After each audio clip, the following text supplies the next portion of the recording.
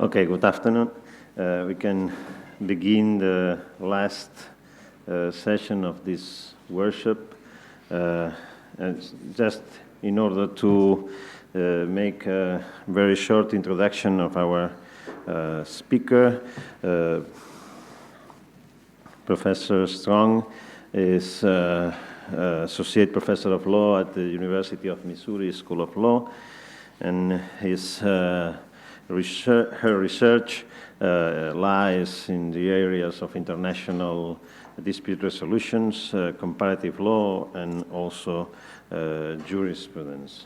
Now, her dissertation has the title Mass Torts and Arbitration, and in order to finish at time and not to use and abuse of my time in the presentation, it's your time. Thank you so much. Muchas gracias a Diego y a Miguel Martín y a todos por la invitación de hablar en este foro privilegiado. Es un gran honor estar aquí en esta ciudad tan bonita. Es mi primer viaje a España y me encanta el país. Empezamos el miércoles con un tema abstracto y terminamos con un tema muy práctico. Yo hablo de un tema diferente, el derecho procesal y particularmente de arbitraje en el contexto de las obligaciones civiles. Hablo bastante rápido en inglés, entonces dígame por favor si hablo demasiado rápido. Ahora en inglés.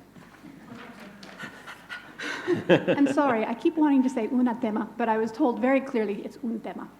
Entonces, all right, my subject is mass torts and arbitration. And as you will probably see amongst the written contributions, I tend to write long. So as Mark Twain used to say, if I'd had more time, I would have been shorter. So I apologize for that. But it is a somewhat different subject for this topic, and I did feel the need to set the context for my discussion.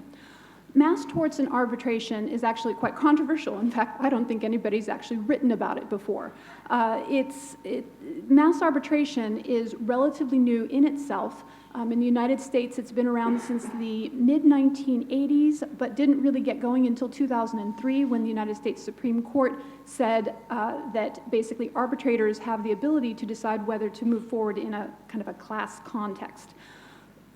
The reason I'm talking about this subject today is when I was very kindly invited to come and speak, I thought, torts, my gracious, what can I say about torts? I used to teach torts in Cambridge, but then this lovely case came down, Abaclat versus Argentine Republic, and it's in the international investment arbitration context, which is a public forum. It's a treaty-based form of arbitration, but for the first time, it involved a large number of claimants pursuing a claim against a state. And the thing that was different about that case is those 60,000 Italian claimants all signed consent forms. And to me, this sounded very similar to what might happen in the mass tort context. It's a little different on the respondent side because of the nature of investment arbitration. There's a treaty in place which is presumed to be an offer of arbitration from the respondent, but I'll kind of talk about that and then I'll avoid it altogether because it doesn't really help us in the mass tort context. But basically I thought that this would be a really interesting way to talk about the possibility of mass torts in arbitration because up until this point, people have said that it's impossible, not because torts are not arbitrable, not because mass torts aren't arbitrable, but because there's going to be problems primarily with consent. The points I'm going to talk about primarily are mass torts in the cross-border context, and I'll get into what that is in just a moment. I wanted to kind of set out a roadmap of where I'm going to go so that you can kind of hold me accountable in case I get off point. I'm going to start with what kinds of mass torts may be amenable to arbitration. I'm not going to be talking about every mass tort on the face of the planet.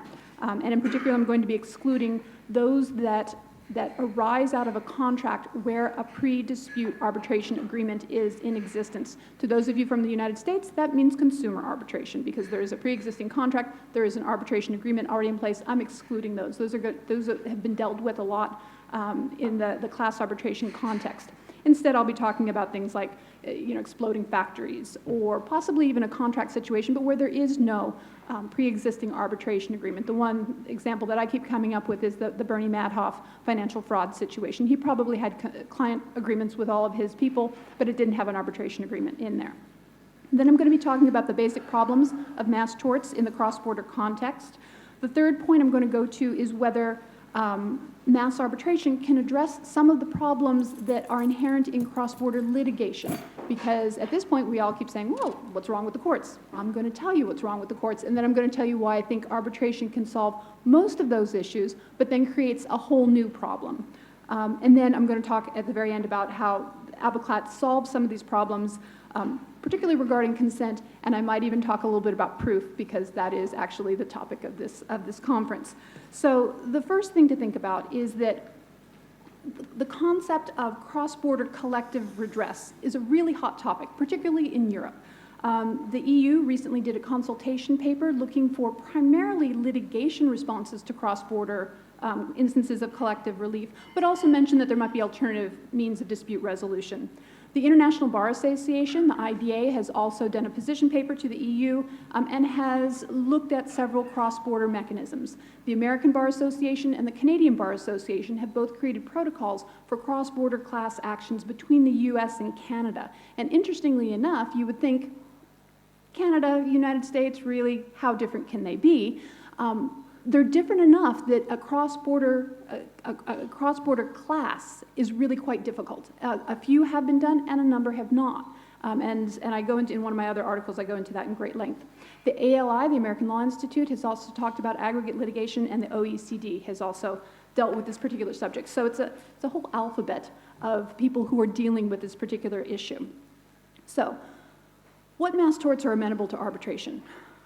When I first started researching this issue, it became apparent to me, at least, if not to you, to me it looks like mass torts as a field is defined by procedure. It's either defined in the United States by class actions, to some extent aggregative mechanisms, but outside of the United States, in Europe certainly, you're looking at a definition that's based in process.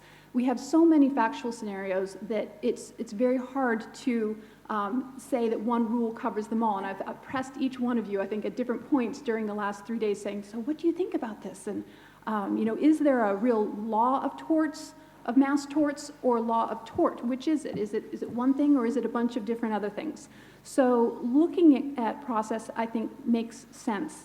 And again, it makes more sense to me because I'm a proceduralist than perhaps to you. It does make our job harder, however, because you have all these different types of procedures that need to be tweaked to handle different kinds of situations.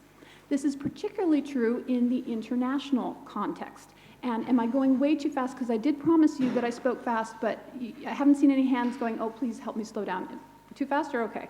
A little slower. Okay, I will try. I get very excited about my subject, so I tend to go faster. So in the international scene, we have even more, and the nice thing is if I go fast, sometimes I finish early, and then we all get to go home, because it's Friday. I heard a yaw over here. Yes, please, finish fast. So in the cross-border, exactly. But wait, our taxis aren't here yet. In the international scene, we have even more problems because we have real conflicts of the types of processes that are being used. We used to just have the United States class action, and then the rest of the world had regulation or nothing. And the usual counterpart was the United States on one side and Europe on the other with its regulatory schemes. But now there's a real multitude of procedures that are out there. We have the US class action, and we're all pretty familiar with that mechanism. It's opt-out for the most part. It's representative. Punitive damages are often associated with it, although they are certainly not necessary. And then you have the lovely joy of American-style discovery. You have juries and a few other things. But those are background actions, background elements of US process. In other jurisdictions around the world, both civil law and common law, you can have a US-style class action that has all of those mechanisms that the US class action does, but many of them tweak it a little bit. For example, they'll only allow opt-in as opposed to opt-out.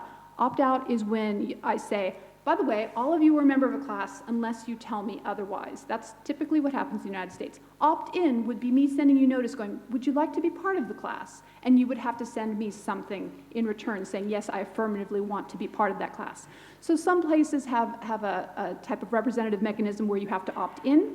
Some of them have a representative mechanism where you have to have a named intermediate organization. That could be a political or a governmental agency, or it could be a kind of a private trade association. But essentially that association takes both the financial risk, because now we're talking about who pays jurisdiction, so you could be on the line for costs, but takes the lead in the litigation tactics, et cetera, and goes forth and takes that claim on behalf of all the others.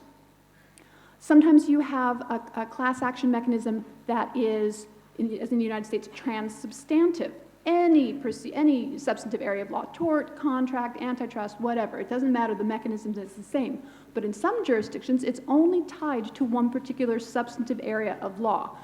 So you may only be able to do shareholder claims in one country, or you only can do certain types of other claims in another country. So those are the kind of representative mechanisms and the tweaks on that. Another major type of mass claim mechanism is the aggregative model. The English group litigation order is one of the best known models, the GLO, and then the United States multi-district litigation is another mechanism. So these are, they're very similar to the opt-in mechanism in the representative context. Basically, you have to sign up in some way. You have to join the roster in England and join onto the case in a certain way. A test case may be done, or a lead case. You may be joined only for issues of procedure in the early pretrial stages, and then be sent off somewhere else for individual procedures on damages, et cetera, but it's a little different. And the third one is settlement-only classes. And this is seen in the Netherlands for the most part. They have a great collective settlements act 2005, and they're very much the leader in terms of creating a class for settlement in the cross-border context. So I've talked in other contexts about why these various mechanisms can or cannot be put into arbitration. And it seems quite legitimate. One of the things that you may say, Stacy, is not at all legitimate is the way that you cite yourself in your bibliography with such sheer abandon and shamelessness. That's not because I'm shameless, it's because there's not a lot of people writing in this field in the cross-border collective context, and so I have to keep citing myself. But yes, I recognize that it looks like sheer hubris, but also there's a lot packed into some of those other articles, and I don't want to repeat them in the already long article that I gave you, so that's why I keep citing myself. So there's a number of these kind of litigation-oriented mechanisms, and a number of these types of processes have gone into arbitration. The United States, although it's the best known for having these class arbitrations, there are also other jurisdictions that have thought about it. Canada has not adopted class arbitration, but has kind of considered it, I don't want to say in passing, but they've been very careful in the judicial opinions not to utter the words class arbitrations. But they've looked at class claims up against an arbitration agreement, and that's really, those are the two elements that you need for a class arbitration. So they've thought about it and contemplated it, and Manitoba, which is one of the provinces, has actually legislatively contemplated it. Colombia, the country of Colombia, has also rendered at least one arbitral award, it's a judicial decision that talks about, well, you've got class claims because they have a class action legislation, and you've got an arbitration claim, and maybe the arbitrator should go think about this. So it may have happened in Colombia, we don't know. The joy of arbitration is these are all private, so you don't know what's going on. The ICSID case is different, this Abaclat I'm talking about, because it's a public treaty-based arbitration, so we have access to all the documents, or a number of the documents in the awards. There's also a mechanism in Germany. The DIS is the German Arbitration Institute, and I will not bore you with my bad German, but they have a collective form of shareholder arbitration in that jurisdiction, and that has been around since 2009, and there's been no cases that I'm aware of that have been decided under that, but it's now permitted to have shareholder arbitration in Germany, and Spain has also enacted a provision which I will, since they're leading expert on Spanish collective action is here in the audience, I'm not going to pretend to say anything about it. So we have these other types of mass actions in arbitration, but they're all contract-based, again, meaning that you have some kind of contract with the pre-existing pre-dispute arbitration agreement. And we've had a number of people say, well, that's all very nice, and those include tort-type claims. I actually, after I submitted the paper to you guys, I did some more research, and I found a number of cases on a public class arbitration database. There's a number of financial fraud cases that are out there, and a few other, I mean, they're honest tort cases, they're misrepresentation, et cetera. There's not a lot of them, but I've only started going through that database, so they're out there. But can we get this post-dispute arbitration agreement? And the problem has often been with consent. One of the questions I want to raise is a question called arbitrability, and this means, is the type of dispute amenable to arbitration? Individual tort claims can go to arbitration. If I have a slip and fall, and I'm either at Walmart or I'm in my next door neighbor's backyard, either one, we can agree and say, let's go to arbitration. Sure, fine, stay out of court, that's absolutely fine. Individual tort claims are arbitrable. Mass torts in this contract context are arbitrable. There has been no claim that says you cannot have a misrepresentation claim or a fraud claim in arbitration. There's never been any dispute about that. So that to me suggests that other mass torts in other contexts, things like product liability, mass disasters, Chernobyl or the nuclear plant in Japan, that those are ostensibly arbitrable too. But I recognize that there could be some claims that these are mass disasters that involve a certain regulatory element, certainly environmental issues, have a public regulatory type issue, but even a mass tort of product liability and such. I recognize that some people might say that needs to be in the public sphere in some way. So that may be an issue that comes up. One of the nice lines in the Abaclat case notes that nobody has ever lost the arbitrability of a particular type of claim simply because there's been a large number of similar claims. So I think that argument about arbitrability will probably lose, but it is a type of public policy issue. One of the other things that I need to say straight off is when a lot of people think about arbitration, in the United States they think about consumer arbitration, and I think outside of the United States they also think about arbitration or consumer arbitration. In the United States you have these pre-dispute consumer arbitration clauses that are considered potentially unconscionable and onerous. You are not allowed to have the pre-dispute arbitration agreements in Europe because of certain European legislation. But in both cases you think, oh, this is cheap justice and the poor little person, we have to look out for them. You need to recognize that not all types of arbitration are created equal. They can be quite different in the processes and the level of sophistication. So once we get up to a level of a mass claim, you don't have a little person anymore. You have a pretty big person with pretty sophisticated counsel, sophisticated arguments being made, and it looks a lot more like international commercial arbitration to me. And because that's my specialty, that's probably why.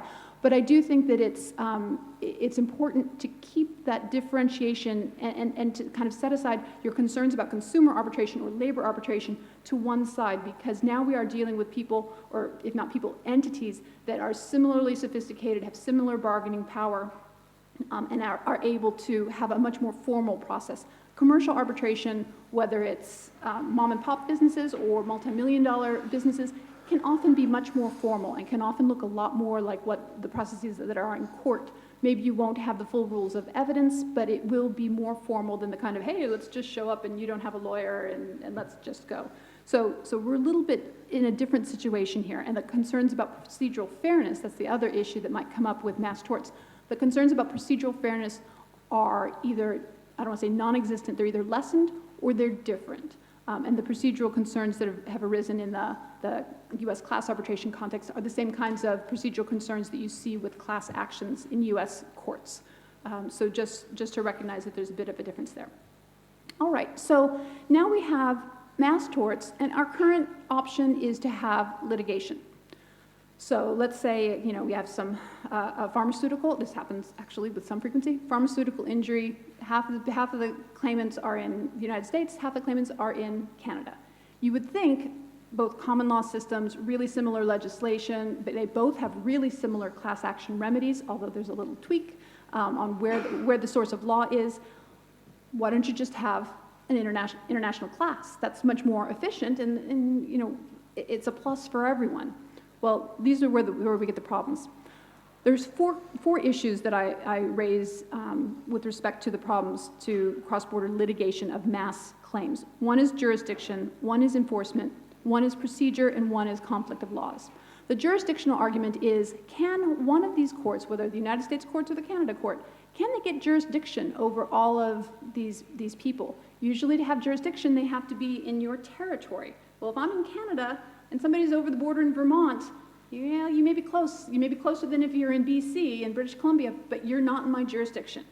And therefore, do I have the power to assert the power of my court over you? Can I drag you in, particularly as a claimant? And this is where, as you probably know, you have this weird twist, because now you're trying to assert jurisdiction over claimants, and it's because of the opt-out issue, normally if a claimant comes, they've consented to jurisdiction, so you just need to worry about the defendant. But this is a quirk of the collective action realm. So you may not be able to get personal jurisdiction over all these people. You may not be able to extend, I as Canada, maybe I can't extend my law extraterritorially. So that's legislative jurisdiction. Can I affect somebody who's not in my physical territory? Notably, the European Union has somewhat fewer issues with the jurisdictional issues because of the Brussels I regulation. And so in Europe, you may not see this kind of jurisdictional issue quite as much. And I won't get into that. I wrote about it in my paper, and if you see any errors, please let me know. There's one or two things in there I'm like, ooh, I think I missaid that. But if you see more, please let me know. So the problem with this jurisdictional issue is it can lead to inefficiencies because you're thwarting the purpose of mass tort actions, basically, which is to have a single forum, single time of resolution for issues of efficiency, et cetera. You could have different rights and remedies based only on location, and I've spoken with people, some people are okay with that. If I have a drug that hurts me in Canada and hurts someone else in the United States, they are perfectly all right with having different remedies just because of where you live. I have a little bit of a problem with that. If it's the same injury from the same person, why should that be different? I'm still injured in the same way. But I recognize that that's a point that people can differ on. You could have inconsistent results. That's a little bit of a harder issue. I haven't seen it so much in the mass tort situation, but if you think in the antitrust competition law situation where poor Microsoft, who we all worry about, but Microsoft had competing inconsistent judgments, shall we say, from the US Department of Justice and from the European Commission on what to do with some of its gizmos, to use the technical term.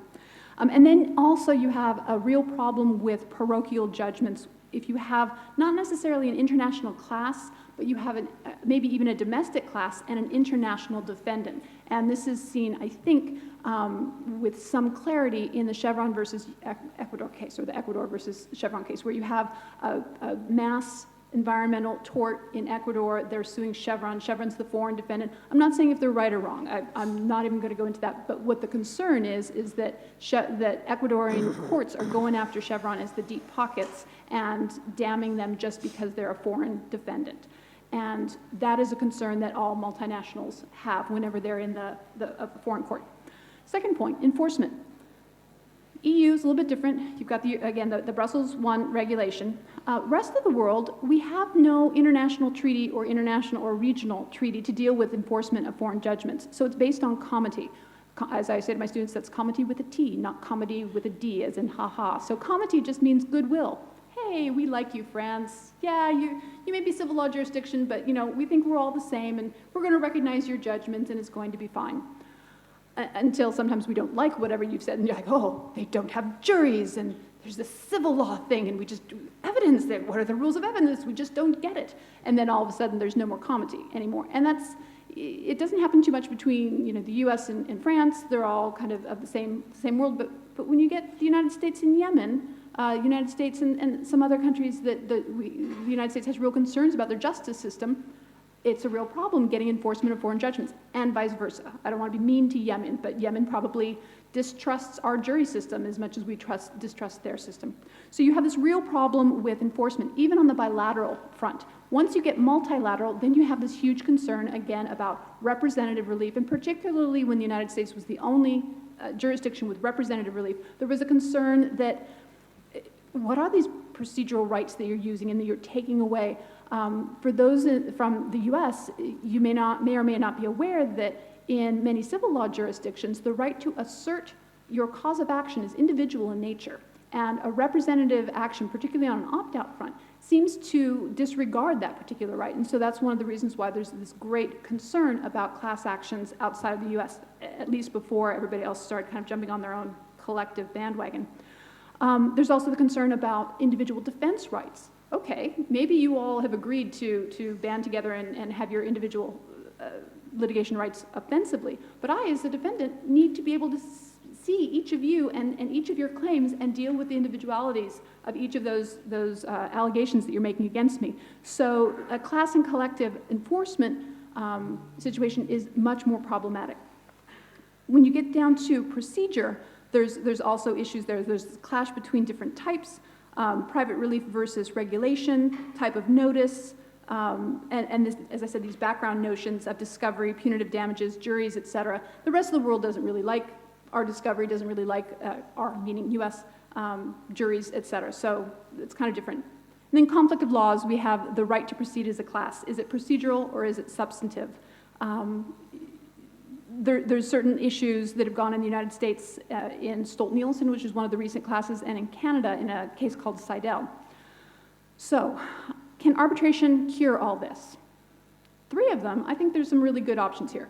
Enforcement is going to be really easy. There's something in the world, not just the United States, it's called the United Nations Convention on the Enforcement and Recognition of Foreign Arbitral Awards. And it's a convention that's commonly known as the New York Convention, signed by 146 parties. That's massive. It's the most successful commercial treaty of its type. And it just means that enforcement of a foreign arbitral award is almost rubber stamped, so that you have the opportunity to get very, very easy enforcement. It's kind of like the Brussels reg. Yeah, there's a few public policy and procedural grounds that you can object, but for the most part, you're going through. Procedure, this is a massive improvement. No juries, no pretrial discovery. In fact, disclosure in arbitration looks a lot more like civil law disclosure or even English disclosure. You don't necessarily have rules of evidence, and so you can get some of the other information and you don't worry about hearsay. And since England has done away with hearsay, I don't know about Australia. You still have the hearsay rule in Australia? Yeah, I don't know. I do torts. I don't do evidence. But England has done away with the hearsay rule. You can tailor the procedures to really suit the dispute and to suit the parties themselves. And so even if you have, as I said, aggregative in one jurisdiction and representative relief in another, you can kind of meld the two or decide which type of procedure you want to use. Here's a big one. You can have specialized decision makers. We've talked a lot about, the juries or the judges don't understand epidemiologists. They don't understand the technical statistical arguments. You could have a statistician. You could have an epidemiologist on the actual jury, or not jury, on the tribunal. The Chartered Institute of Surveyors in the United Kingdom does a lot of arbitration. There's a lot of people who are qualified arbitrators there, and I've never understood why. Is the ground so unsafe in Britain that we just need a lot of surveyors as arbitrators? I'm not sure, but they have really been very, very active in that area, and there's a number of engineers as well. And then they're neutral. They're not geographically aligned. They don't have a national bias. And then again, you can get away with this issue of evidence, as I said. Conflict of laws, you can get past certain exclusive jurisdiction clauses. And then on jurisdiction, it's very helpful. You don't have to meet any of these jurisdictional tests of the various courts. Instead, you just get consent. Unfortunately, here's where we have the problem, the consent. You need to have some level of consent to arbitration. And you can't get it in most of these cases in a pre-dispute arbitration agreement because you're not going to know that Chernobyl's going to blow up, so you can't go out and get that arbitration agreement. Or Bernie Madoff decides not to put an arbitration agreement in his contracts, and you don't think of it as the client. So you don't have any arbitration agreements. So you need to figure out what kind of procedures you're going to use and how you're going to go about getting that consent. And here's where we start moving into the Abaclat case. What I find most amusing, actually, I don't find it amusing generally. Maybe it's the only amusing thing I find. The lead lawyer in this case is a woman named Carolyn Lamb. She's at a U.S. law firm called White & Case, and she actually wrote the one article that I cite constantly that says, back about 10 years ago, you can't do any kind of class arbitration outside of the contractual mechanism because you can't get everybody's consent. And then she went out and got 60,000 people to consent. So she obviously learned something in the intervening 10 years or so. So looking at the Abaclat case, it arose when basically Argentina defaulted on about 100 billion with a B dollars worth of sovereign debt in 2001. And that made everybody, all the bondholders' investments worthless.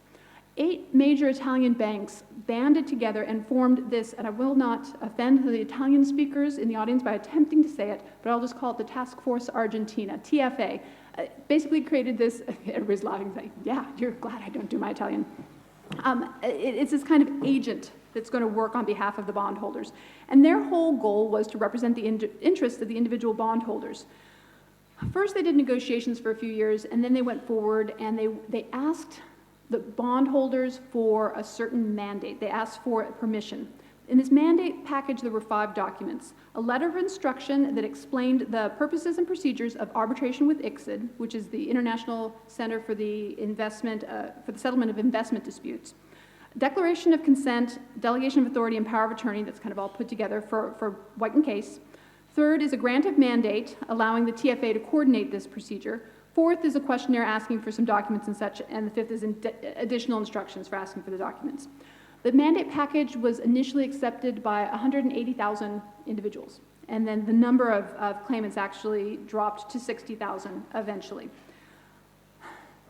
They went through and they litigated, and what just came out this past fall and summer was a jurisdictional award. So it's not an award on the merits. It's just saying, do we have jurisdiction over these 60,000 entities? Some of them are individual persons, some are natural persons. And 2 people out of 3 said yes. One person said no. He's the dissenter. He then promptly resigned. It's getting to be quite common in international investment arbitration. I dissent. See you later.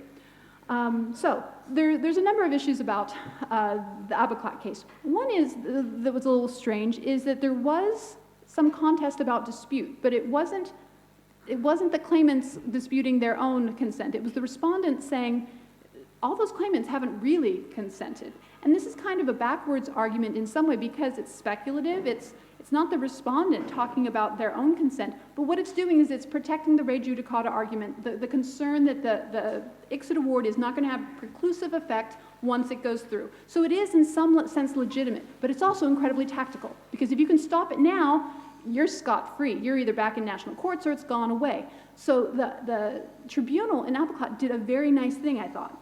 They didn't say yes or no fully because this is just a jurisdictional award, but they said, quote, the tribunal shall give due regard to the fact that claimants themselves do not invoke such lack of consent, which may impose a higher standard of proof than if the mistake or fraud was invoked by the affected party itself. I have not seen that in any of the cases in the United States, and I think that that's quite clever because it respects both interests. And I do think that in the private realm, we can use that a similar type of standard. So I think that's one way that Abaclat can help us out. Another way that the award is helpful is that it talks about the primary means of dealing with these kinds of claims, representative and aggregative. But it also talks about the purpose of these mass awards or these mass proceedings. And it says these various forms of collective proceedings share a common raison d'être, and that was really bad, and I apologize to Jean-Sébastien. Collective proceedings emerge when they constitute the only way to ensure an effective remedy in protection of a substantive right provided by contract or law. In other words, collective proceedings are seen as necessary where the absence of such mechanism would de facto result in depriving the claimants of their substantive rights due to the lack of appropriate mechanism. So this is quite helpful because it's really requiring a pretty high standard of need. And I'll get into some other elements here. Remember, we do have actual consent here, either actual consent because the TFA has been signed by all the individual bondholders, and then we have this treaty-based consent under investment law. The tribunal did not say that the claims in Abaclat were class. They said that they were hybrid. So they had some elements of an aggregative proceedings because they had this opt-in mechanism at the very beginning. It looks like the GLO. You kind of go and you have to sign and opt in, and that's not representative. That's each individual making an individual decision. But then the majority thought that it had these class kind of elements, representative elements, because the TFA was acting as an agent and proceeding forward. The dissent said, no, there is no representative element anywhere because none of these claims are not homogeneous. And this is one of the points where the two sides argued about whether the claims were of the same type. Because one of the important parts of a representative proceeding in arbitration or in litigation is that, quote, in the final analysis, only one claim, albeit with many or even a mass of claims, has to exist. The tribunal thus deals with one claim and can examine every aspect of it specifically through adversarial debate and scrutiny that guarantees to the parties, particularly the respondent, all their due process rights. So again, this is an issue of evidence. You have to have either the same or substantially similar claims, because otherwise to group the different claims together would deprive the respondent of their defense rights, because they would be too different, and you can't aggregate and kind of guess. Now, if I have time, I will talk later. I mean, to U.S. kind of people, you're like, create subgroups or split liability and damages. You know, there are ways around this. The majority didn't talk about some of these various mechanisms because they're not there yet in the process, but we in the United States who are used to these kinds of issues about non-homogeneity can see that there are ways around it. But it is a legitimate concern of the dissent, so I don't want Georges Al-Savi to think I'm saying anything bad about him. All right, so let's see. One of the things that the award talked about is we're looking at consent and we're looking at admissibility. Admissibility would be kind of a contract claim issue, but it said the primary issue, jurisprudentially speaking, in representative actions are questions of consent. And this is why U.S. cases, both in litigation and in arbitration, are talking so much about did the claimants, and it's always about the claimants, by the way, did the claimants consent? What was the nature of their consent? How did it move along? And admissibility is more about aggregative proceedings because you already have their consent. They have opted in. They have signed onto the GLO. They have signed a TFA, whatever it is. So the type of consent that we see in the Abaclat case, there's 3 documents to focus on. One is the letter of instruction. And this is quite critical because it has a bunch of background information about ICSID actions, who can join, who cannot join, what will disqualify you, etc. It talks about the need to have a single attorney in a mass case like this. It says specifically it will not be possible for the bondholder to give instructions directly to the attorneys. The attorneys are going to coordinate with the TFA. And the TFA, acting in the collective interest of all the bondholders, will operate autonomously. So the language is geared kind of towards a layperson's understanding, but it nevertheless provides a real solid summary of what the law is and what rights the people are going to be giving up by joining this collective. I think that, this was upheld, so that's one of the reasons I think it's a good model, but it was quite helpful because it demonstrated some of the knowledge that you have to convey to the people when they're joining on to this action. One of the important things is that consent to some kind of collective relief needs to be free and it needs to be informed. So here with the letter of instruction, that was a major step towards the information phase. The other aspect of information was found in the power of attorney. And this was, of course, the legal document by which the power to act was conveyed to White and Case. And the power of attorney was relatively complete. I mean, it was pretty straightforward, being bound under DC law, and there was a question about which law. But it says basically this is an irrevocable consent to submit to arbitration. The further instructions regarding the delegation of authority can be made from time to time by a duly appointed agent. So it allowed some flexibility if White and Case decided to have a different tactical approach. But again, the validity of the consent needs to focus on whether there was free and informed consent. So anytime you're going forward in a mass tort case, you want to make sure that the consent is free and that it's sufficiently informed. The bondholders were deemed to be somewhat more sophisticated than consumers. So you do need to take into account who your class is. It could be that if you have Chernobyl blows up, these people are not going to be sophisticated as the bondholders in ICSID. So you're going to want to make that language a little bit more accessible. And of course, it'll have to be translated into the necessary languages. The Tfa Mandate is the third document that I want to talk about. And this was quite helpful because it laid out the scope of powers that the TFA had. And it really is soup to nuts. It talks initially about the ability to negotiate with Argentina, the ability to initiate an ICSID action. And then it goes through basically step by step to each element of an arbitration, the power to appoint arbitrators. That's usually individual in nature, and so you have to grant that to the agent. You have to have the power to take any additional proceedings that may be necessary. You may need to go run to court to do something or other. Usually you're not supposed to in arbitration, but you may need to. So this power has been provided. The ability to negotiate and enter into settlement. Many of these settle. You want to give that specific power. The power to obtain recognition and enforcement outside of Italy. That's what I was talking about a little bit about the New York Convention. But you want to make sure that power, that's the final power you want to give them. And then there was a general savings clause that says, quote, in general, to take any step that it deems useful in the recovery of the amounts due under the bonds, which is great. You're thinking, oh, fantastic, we're done now. And then it goes on, subject always, as an absolute priority, to equal treatment of all the owners of bonds issued by Argentina who have signed an identical power of attorney or attorney ad litem and an identical mandate.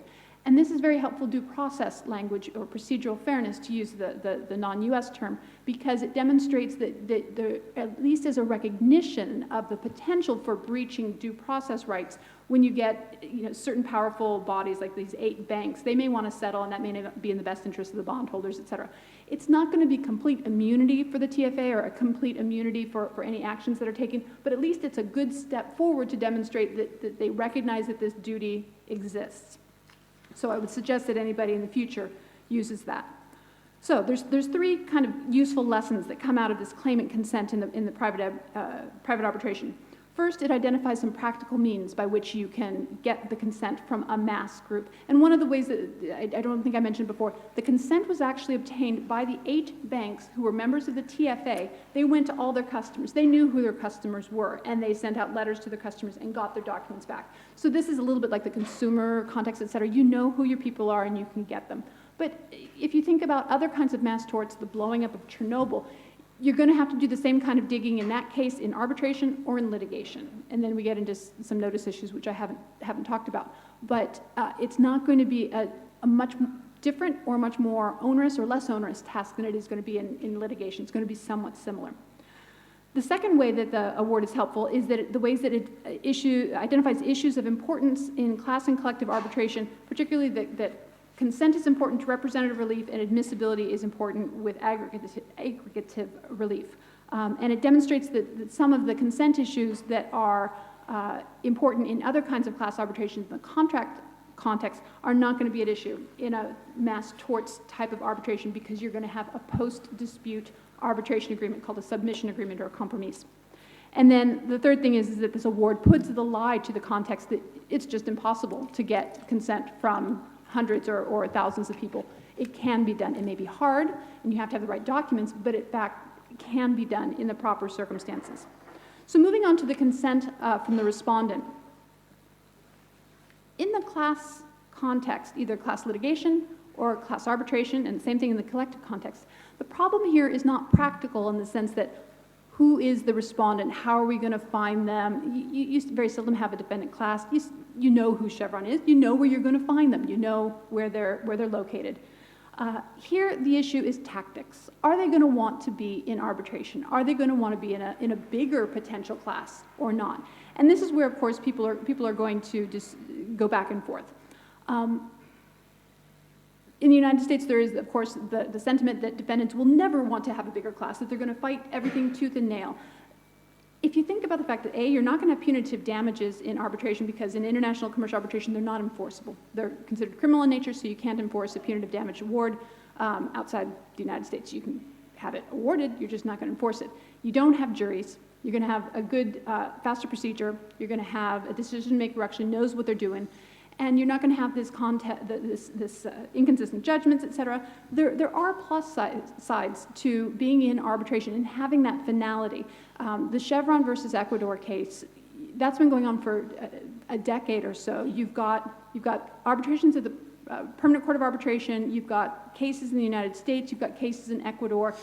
The amount of money that is being racked up is insane. And one of the things that nobody's really talked about is, do the shareholders actually, and the board of directors actually have a duty to start talking to their CEOs, et cetera, about having a cost-effective dispute resolution mechanism? Is this really a good use of Chevron's money to be spending? They're probably spending at least $1 million a month on attorney's fees, probably more. Some of the cases I've been on, we spent $1 million a month, and it was nowhere as big as this. So, it just tactically, it doesn't make sense to go forward some of the times. Sometimes, don't go to arbitration. I'm not saying it's good for everybody, but it's something, and particularly outside of the United States, I think it's something to think about. Yeah, so that's mostly tactical. So briefly about the procedures, because I see I've just hit time, but everybody in the last day and a half has gone over, so I'm going to take that benefit. The procedures that were mentioned in Abaclat were quite general because it was a jurisdictional award. But the arbitrator said it's too early to make these far-reaching opinions. We need to know more about the case before we go ahead and say what kind of procedures. But they did say that there would need to be some adjustments to the way that the evidence was presented. And see, this is the way I'm bringing this talk into the actual context of the conference here, the workshop. They said that adaptations to the present case collectively would concern not that much the object of the examination, but rather the way the tribunal will conduct such examination and or the way the claimants are represented. So there may need to be certain new mechanisms for simplifying the introduction of evidentiary material. These might include either the depth of examination of a document, like accepting a scanned document as opposed to an original.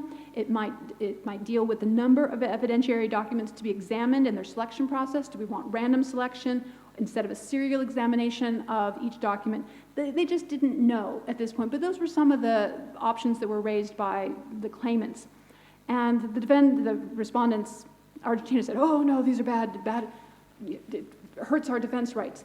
If you're thinking that all the claims are not homogeneous, yes, that could potentially be a problem. If all the claims are substantially similar or identical, it's much less of a problem. But even if you're in somewhat on that gray zone and you're closer to more similar than others, I gotta tell you, in complex commercial litigation, which is not dealing with this many claimants and which is not dealing with this amount of money, you have a massive range of documents, many of which are identical. You don't go through all of them. If you have a 3-day or even a 3-week or even a 3-month hearing, and in complex, I just did an arbitration, I was sitting and we had 25 parties. It was only 1.5 million, so it wasn't that much money by our standards. But it was a 3-day hearing and they had a whole lot of duplicative documents and they really did move it into evidence en masse. They pointed out a few lines on each of them that they thought were relevant, but they knew it was a better use of their time to kind of give a gist than to try to go document by document, and both sides were okay with that. So I don't see that this would be a real problem. You're not going to get any tribunal who wants to go through 60,000 identical signature cards, and there's no use to it, and it would be really bad advocacy. So for Argentina to kind of raise this as an issue, I think is a little bit specious. So that's one of the kind of evidentiary proof aspects that might need to be contemplated as a change. The other one was the representative mechanism, and we've already talked about that the TFA was acting as an agent, and the tribunal was completely fine with that. The key here for the majority is that the only time this group method of examination would be proper is if there is a claim raised by a multitude of claimants who have identical or sufficiently homogeneous claims. And the standard in Abaclat was quite high. There had to be homogeneous rights of compensation for homogeneous damage caused by potential homogeneous breaches by Argentina of homogeneous obligations provided for in the BIT, which is the bilateral investment treaty. So if we translate that to the mass tort situation, there would need to be homogeneous rights of recovery combined with homogeneous injuries caused by homogeneous breaches of the relevant duty by the respondent. We may not be able to meet that in all circumstances. Maybe there's going to be individual damages. Maybe we're going to ask for injunctive relief and it's going to be homogeneous. Maybe it's going to be individual damages, in which case we could bifurcate, or in which case we could have subclasses. Whatever the possibilities are, I think that lawyers are capable of coming up with those if the parties want to be in arbitration, and then again, it just comes down to a tactical choice. So summing up, I do think that this is a subject of great interest and importance, not just to me, because I'm writing a book that's going to be coming out from Oxford University Press in about the end of this year, beginning of next year. But I do think the kind of interest that the EU is experiencing at this level and the other organizations demonstrates that this is a big issue. You're going to have continuing visa claim cards. You're going to have continuing cross-border products liability causes of action. The cross-border element is just not going to go away. It's going to get bigger. The other issue to bring up in summation is, if you're interested in this subject, I'm doing a workshop on it at NIAS, which is in The Hague, where I'm currently on fellowship, so please come talk to me later. If you want to do a work in progress presentation, that would be great. Laura Caraballo will be speaking from the Spanish perspective, so she will be there, but it'll be quite good. But other than that, muchas gracias por su tiempo.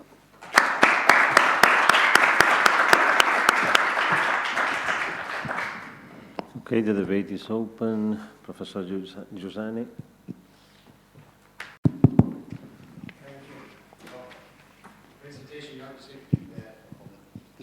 To me, it's the most interesting one, obviously.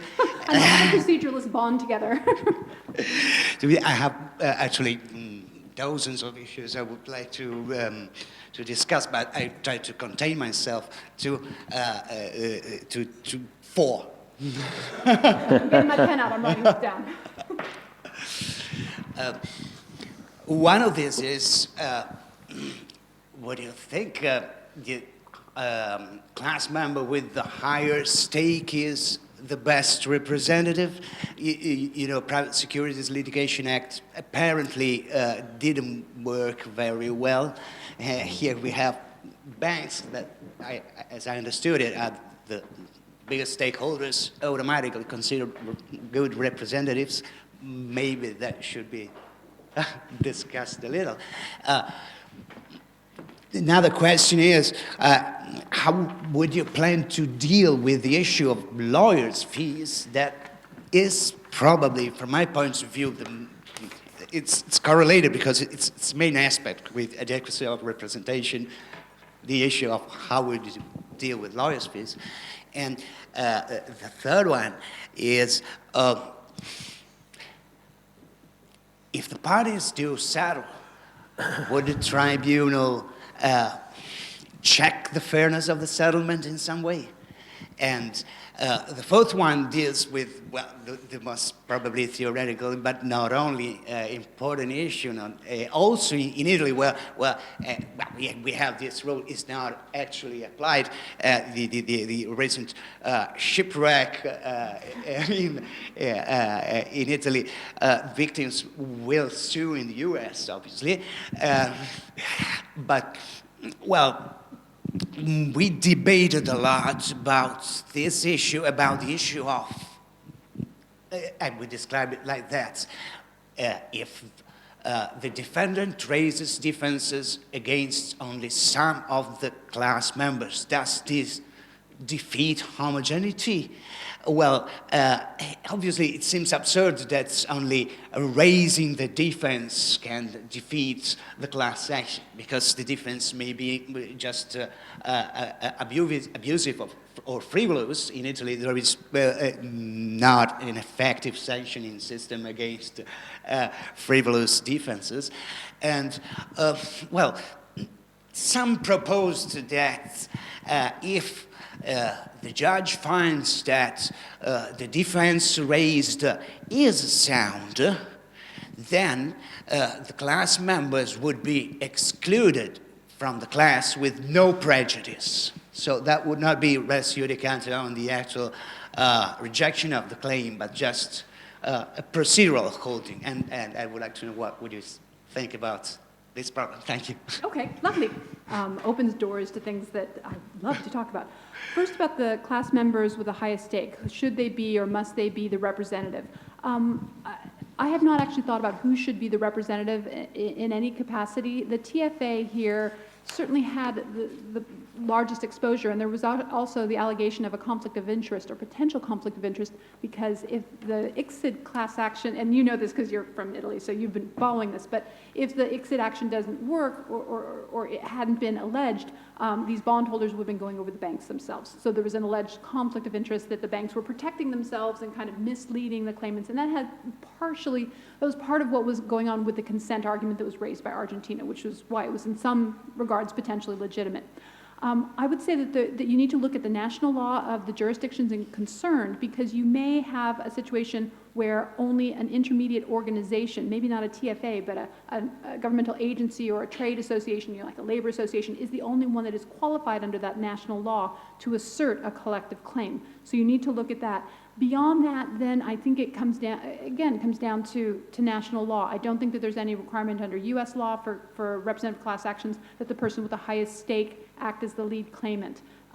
It just needs to be somebody with a legitimate claim. And actually, in the Abaclat case, it used to be Beccara versus Argentine Republic, and then Beccara either settled or she pursued another claim, and she went away. So now we're next in the alphabet. It was Beccara, so alphabetically, and now it's Abaclat.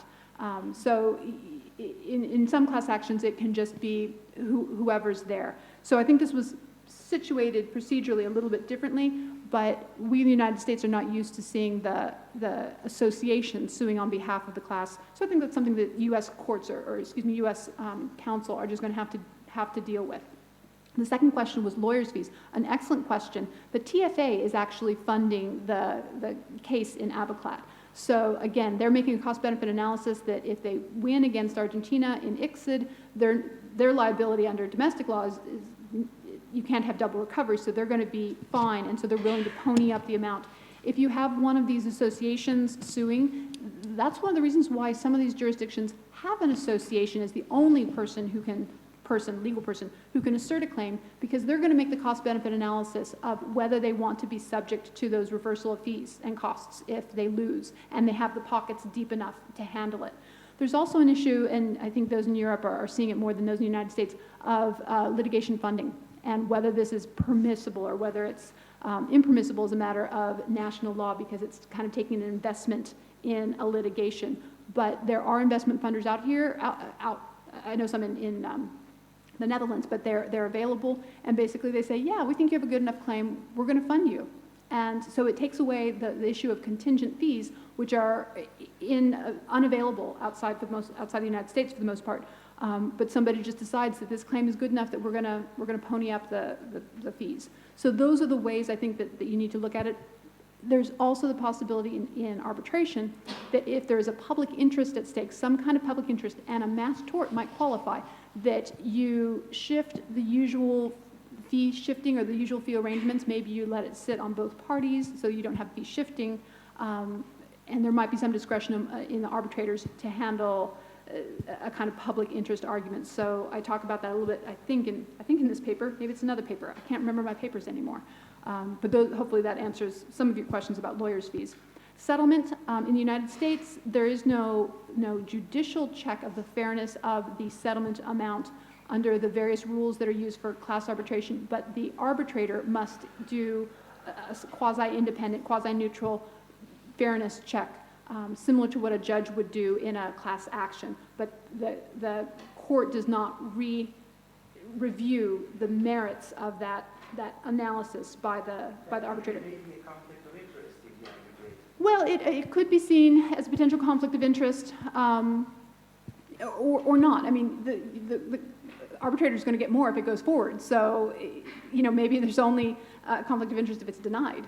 If it goes forward, then they're acting somewhat more altruistically. So it has been handled in the class arbitration context, but certainly in the ICSID, there's not going to be any mechanism other than the usual Article 52 review within the ICSID system. But it is something that people are concerned about. And in other contexts, the concept of consent awards not being permitted to be approved by an arbitrator, you have to go to a court to have a consent award. So it is a live issue.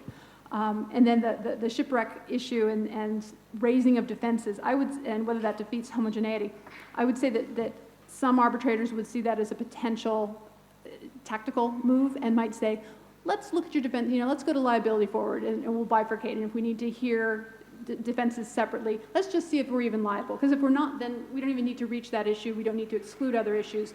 And that may be because of the U.S. concept of in some cases, certainly like before settlement, you need to give a new moment to opt out. You wouldn't be able to opt out, but at that point you could decide, all right, we're going to have subgroups, or we're going to have people who have the re judicata vis-a-vis liability, but their damages have not been ascertained, and they can take that forward in their own court.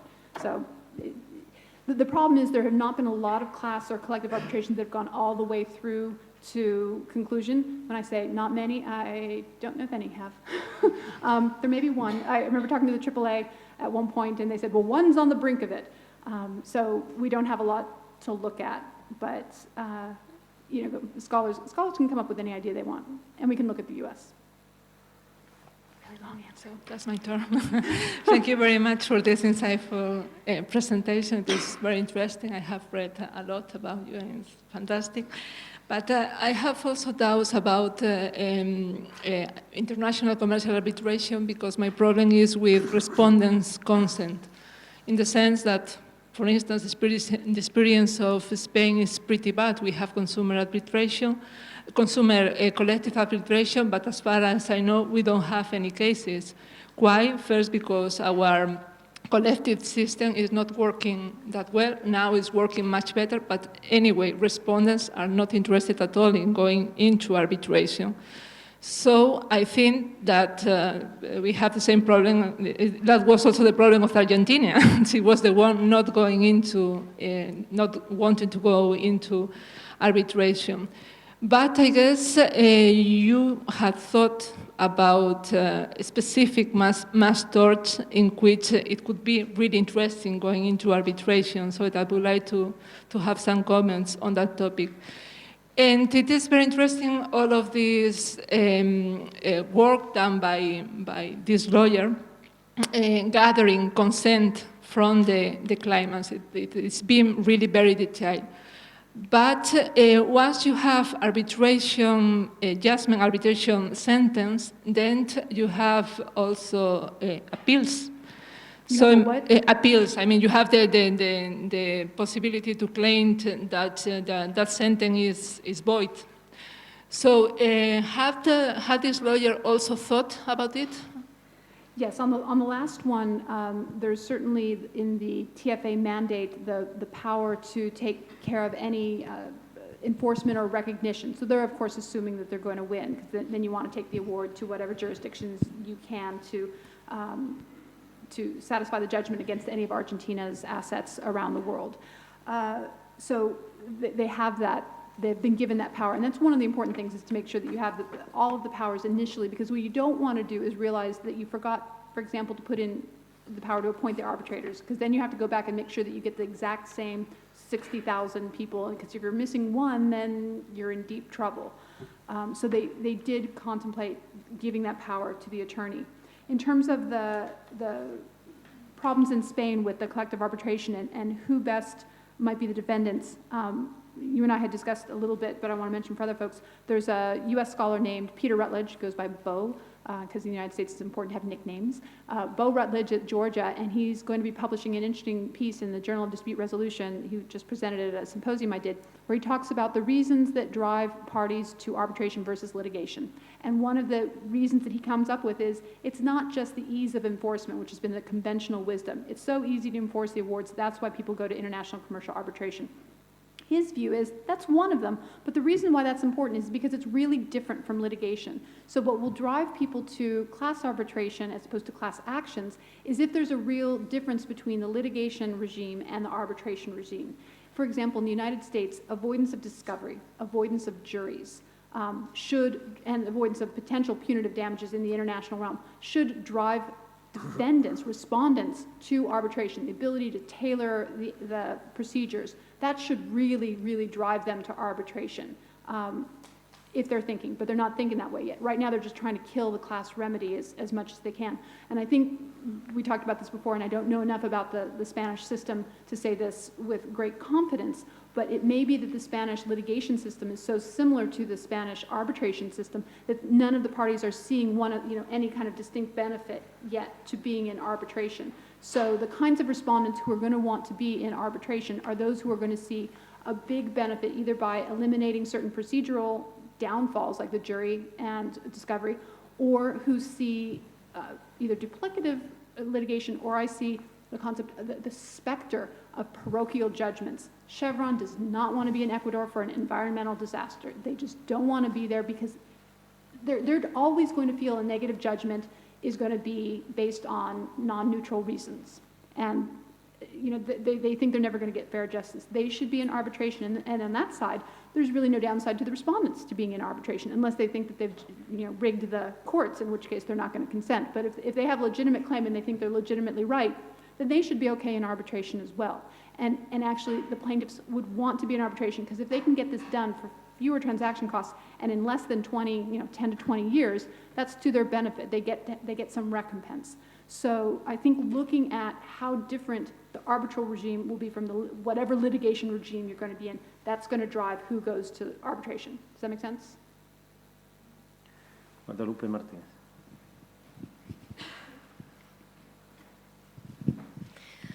I would like to bring up the standing issue, because I think that's really important in the case of Argentina. Collectivization is more like a right-based.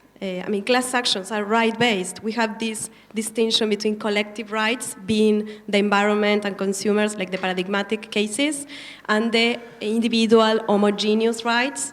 And this, I think that you were emphasizing a lot this idea of the free and informed consent. And it has to do a lot with the idea behind that is that the collectivization is based on individual rights that are divisible, disposable, so you have the freedom to litigate those rights on your own. So to to aggregate, you need to give your consent because you are kind of renouncing to your right to litigate this individual right. So I think this is really, it's helpful to understand because I think that in the US, the idea of class actions is more like a conflict-based idea. You are grouping, I don't know much, but I have this intuition that it's not about right-based, being individual or collective, but is an individual or is a collective conflict. So I think that's make a difference, and I think that makes that standing has two phases. It could be, like a procedural phase or side of standing that is having this device, this class action as a device, as a procedural device, and the substantive side of standing that it has to do with who has the standing to initiate this kind of aggregate and class actions procedures. So I think that that's a distinction that I don't know if you agree with that, but because I think that it's not about just procedure. There is some substantive base that is there, and I think it has to do with all these things you're emphasizing about free and informed consent and homogeneous individual rights and so on. And another comment, I think you mentioned, what? Very short, please. Yeah, well, that's Oh, you scared her. Well, I think you're absolutely right that there is a potential for substantive rights in here, and the U.S. courts are not clear about that, the Canadian courts are not clear about that, but I certainly see this is it's a potential hot issue because of the regulatory nature of torts on an individual basis and certainly on a mass basis. So I think that the concept of divisible and disposable rights is a concept that's considered in the principle of arbitrability in the arbitration world. Can you freely dispose of your right?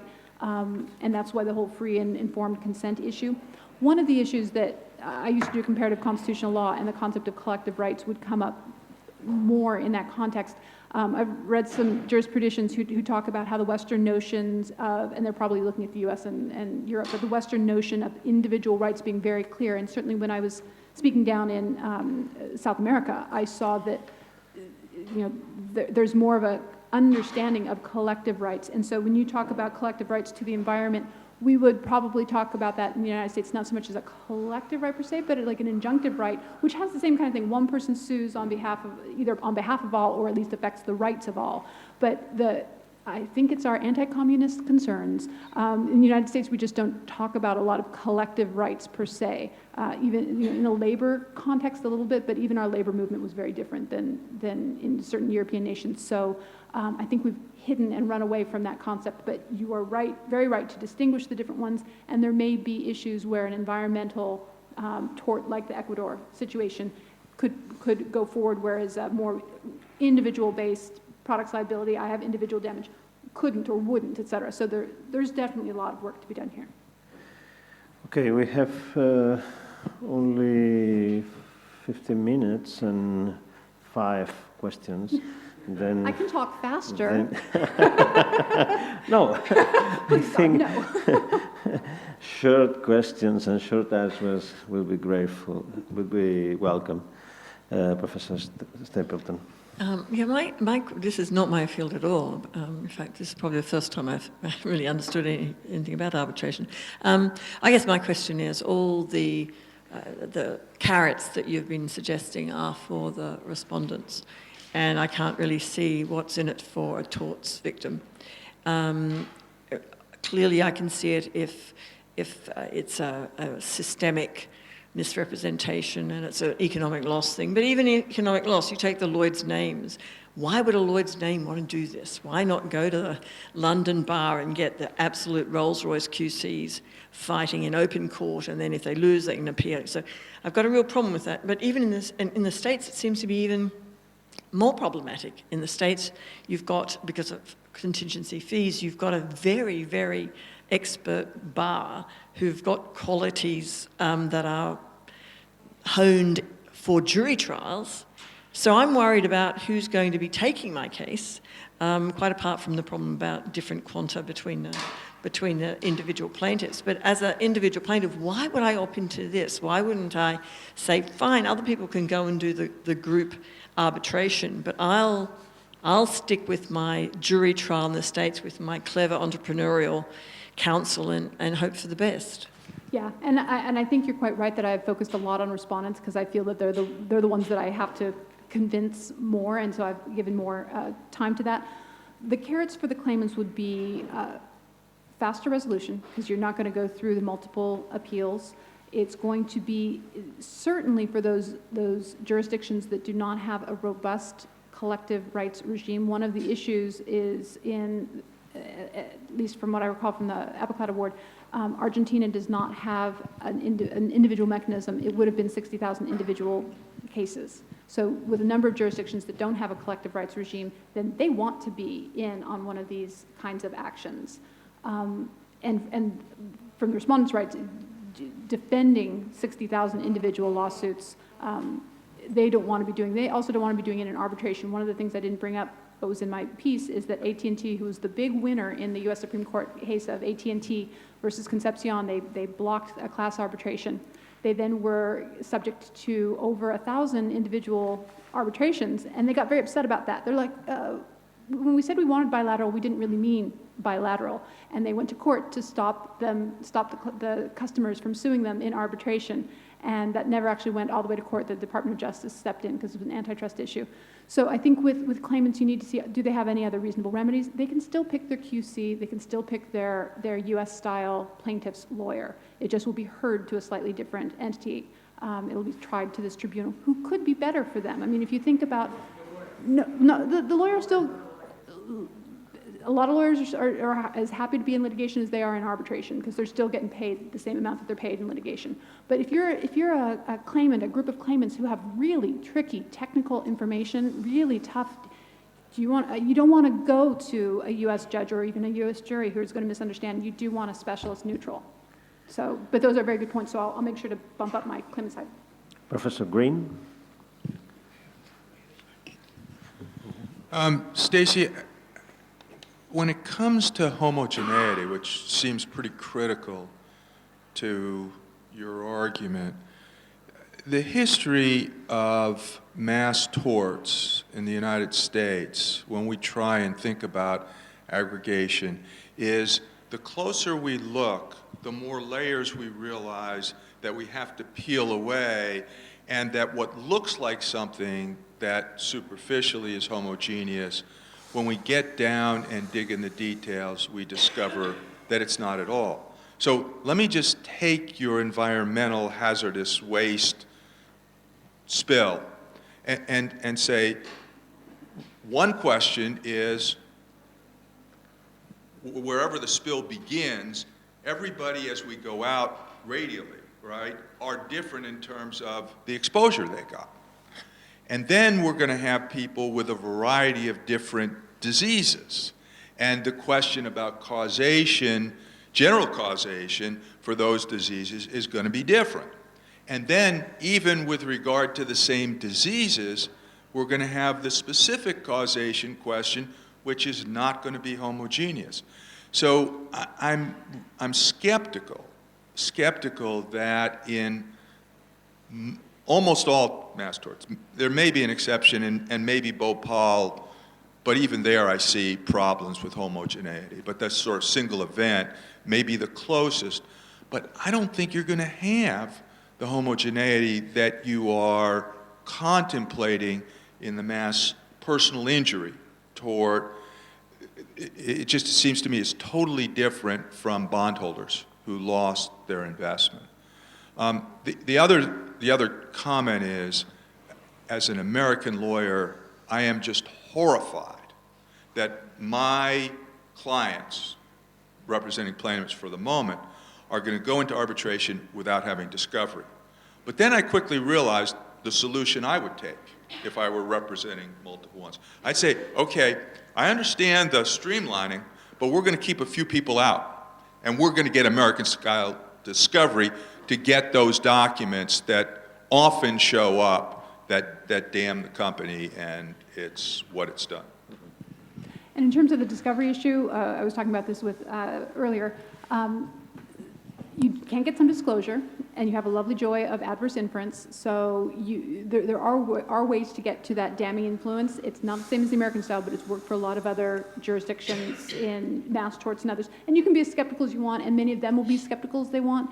I'm not trying to sell this for either all mass tort cases or even any mass tort cases. This is just a first run at, could arbitration work here? Because I think there are some scenarios where it could work, and a lot maybe where it doesn't. But it's another option for people like, you know, the Chevron situation, the Bernie Madoff situation. And I'm a commercial lawyer, so I see credit card injuries, and I think, boy, those look pretty homogenous to me.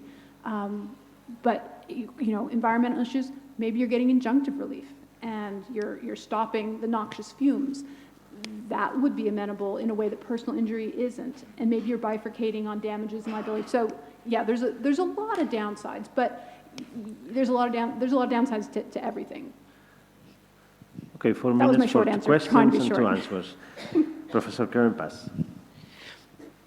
Lisa Bernstein has a fantastic article about opting out from the court system to some form of ADR in the area of cotton growers in the US South, and she has also another one about the diamond in the diamond industry. And one of the things, when she analyzes the advantages of opting out, one of them is the issue of confidentiality, that it's not public. And I wonder to what extent it's relevant here. On the face, it seems to me that it's relevant much less as an incentive to opt into ADR, but I wanted to hear what you think of it. And if it does exist, how does it stand with respect to what you mentioned earlier in your talk of arbitrability, given the sort of like public interest in it? And I did deal a little bit with the concept of privacy and confidentiality in the larger paper. Typically, there's an expectation of confidentiality and privacy in arbitration. It needs to be contractually based because it actually doesn't exist as a matter of background international and national law. But in the U.S. class arbitration context, it's been a little different depending on which arbitral rules you go under the AAA, the American Arbitration Association. The documents that you file will be published on a public website. Under the JAMS rules, none of it will be public. So the AAA is trying to deal with some of the issues about mass torts, which is the deterrent issue or the publicity, some of those other concerns they're trying to get to. And usually the fact of arbitration is not confidential, and usually the fact of any eventual award would not be confidential. But it is something to be concerned about, but it's also one of those pluses for either, if you are a member of a class of children who have been abused by Roman Catholic priests, do you want to be in court or do you want to be in arbitration? You might want to be in arbitration for your own personal, peace of mind. And the Roman Catholic Church might be very happy to be in arbitration because of that. So there's pluses and minuses. From the societal view, I recognize that there may be a concern about wanting to do the deterrence and the public damning of bad social actors, et cetera. But does that answer your question in terms of the ups and the downsides? Yeah. Okay, finally, Professor Wright. As you can tell, I have more problems being short than being long. Yes. Yeah, I think that most of them have been addressed. I think that even in litigation, there's a problem with even in litigation is that corporations very often want to force people to sign secrecy agreements, and so the information doesn't come out to the public that should come out in terms of continuing conduct. And so if the arbitration route would lead much more towards secrecy, I wouldn't be very much in favor of it. I think also that I'm not sure if I heard you say who would be the arbiters in this. Maybe you said and I missed it, who would be the arbiters, and I would wonder about how they're chosen and going into it. It sounded to me like from the standpoint of the people signing up, the 60,000, they're pretty much being asked to sign, for a black box, a pig in a poke. They really don't know what's going on. And again, the limited discovery sort of issue is very troubling. I know that American discovery is bad, it goes too far, but I've talked to a lot of people in civil law countries that said, we wish we had some discovery. We're supposed to be trying to find the truth here, and we can't get any evidence we need to be able to do that. So I can understand why respondents would love to have no discovery, but, so if you kind of sign this sort of thing and it kind of says there's no discovery, there's limited discovery, it turns out that's essential for your case, I wouldn't sign it.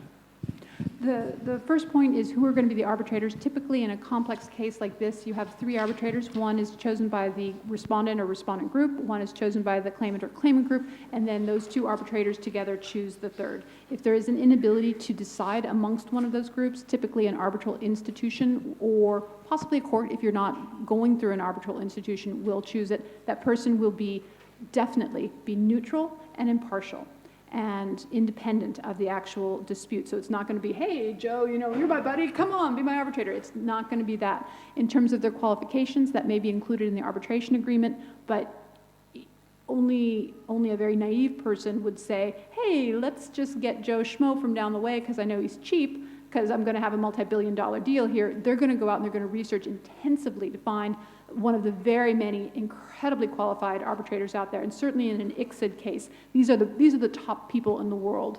And some people call it an elite club, but this is an elite club of really clever and highly principled people from my experience. So those are the arbitrators.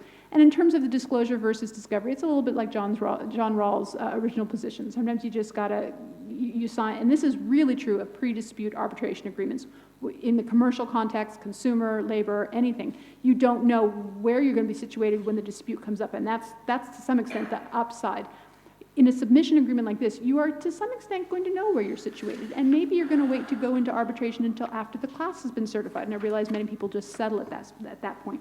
But in terms of a disclosure versus discovery, you have a lot of flexibility for the parties to agree and or the arbitrators to use their discretion. There are something called the IBA rules on the taking of evidence and the production of evidence in international commercial arbitration, which is very helpful in giving some predictability to the process and to kind of going halfway between the common law and the civil law. And then there's the concept of adverse inferences. If you say, I've got a document that says, in regard to your letter of March 3rd, 2002, where's your letter of March 3rd, 2002? And the other goes, oh, I lost it. If you can say that probably had a damning information, and I have had cases where I've sat, and the other side brings up adverse inference, and they're darn right. I can make that adverse inference, and I will when the other side doesn't produce the documents that I know that they have and suspect that it would be damning, because if they were good for them, they'd be producing them. So it's not perfect, but it's worked very well in the ICA realm. Okay, thank you so much. I would like, in order to finish, to thank all the speakers and participants on behalf of all members of the organizers' entities, the Institute of European and Comparative Private Law, the Legal Philosophy Research Group, and the Share in Legal Culture. In civil law countries, and specifically in Spanish-speaking countries, it is not very usual to have meeting points like this between private law scholars and legal philosophers. I'm very happy because I think that the results of this meeting, of this workshop, has been excellent. And last but not least, I would like to express, I think, our grateful to Diego Papayanis for his wonderful organization. Thank you so much. Thank you.